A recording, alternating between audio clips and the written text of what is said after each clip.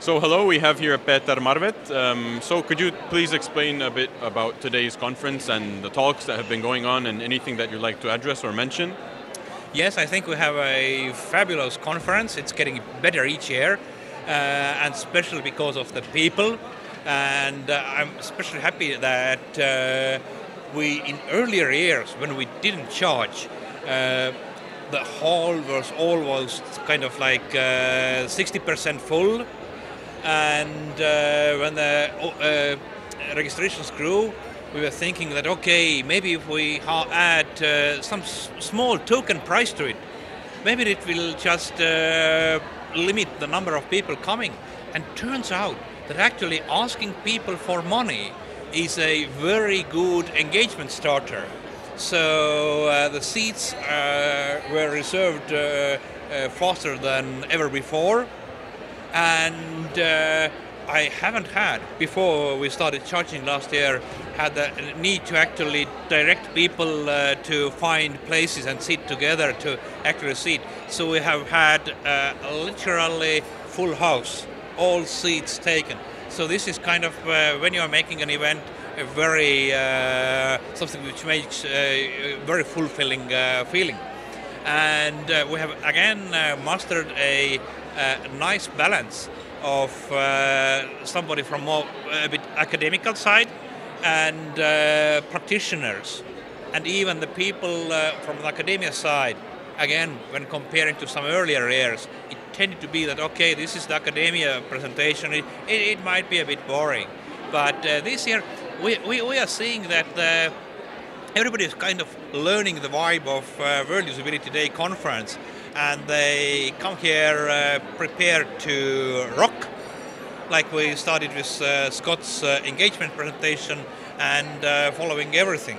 Carryover from last year, Thomas was taking onward his original topic about what he's doing at booking.com. And from his presentation, one thing that I especially liked, and which is also something which is happening behind me, was the question of describing the different speeds of connections.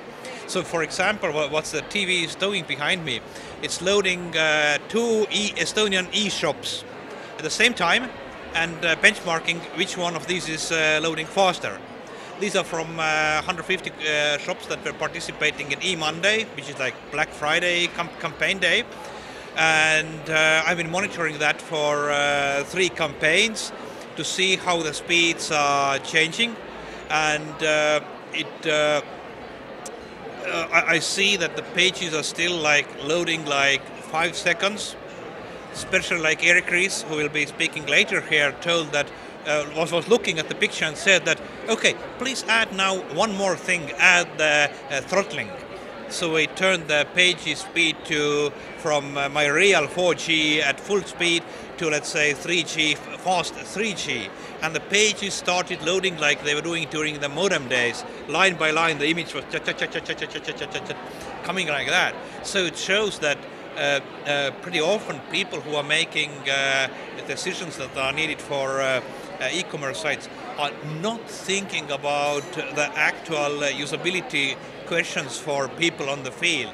They're thinking about people who are using a fast connection. Maybe they're testing it in their own office or in university where the high-speed fiber is running and so on.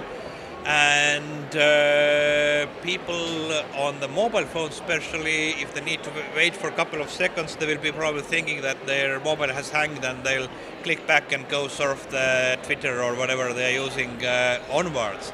So we must also, from the technical point, design for users.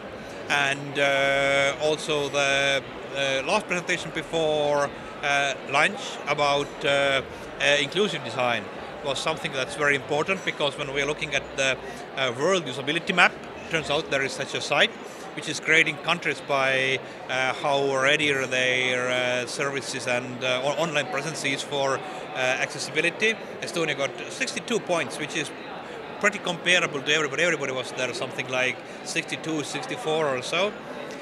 But especially in Estonia, what stood out hugely was that the highest accessibility level was for government, which is common also in other countries because governments have had the requirements from EU directives. But the lowest was retail. So actually the people or companies who are getting the money also from people with either disabilities or different needs, because I'm 49 currently. When I'm going to look at my phone, I'll be probably raising my glasses and looking like that, because otherwise looking at my phone from that distance would be too far. So I'm starting to feel that I'm not disabled, but I feel all of that talk about thinking more about users is coming more and more important for me, whom I was just thinking that, oh, I'm just kind of out of school and running around. And I have done tests we did with Jakob Rosin. Once we took the Rahvaraamat, Estonian largest bookstore, or at least they were largest, I'm not sure if they're currently, and we tested it with audience. So we just turned the projection off and had Jakob navigate the website with audio in loudspeakers and made everybody try to understand how it's working and what are the problems. And then I actually took the web page and I did a quick rebuild. It was like a one evening project, maybe 3 hours of work, and I was able to replicate the site and provide all of the required clues for a sensible, inclusive website. Like all of the elements were having descriptive texts. Everything was navigatable by tab key, and it really is mostly in our hearts. Do we want to understand that everybody around us is from the, let's say, social viewpoint, also a human being, but from business viewpoint, they are the customers, they are the walking wallets, and we'd like to offer everybody the same capability of giving us their money. Again, thank you again, Peeter. It was really nice to hear your thoughts and ideas. Thank you so much. Thank you for all the interesting questions.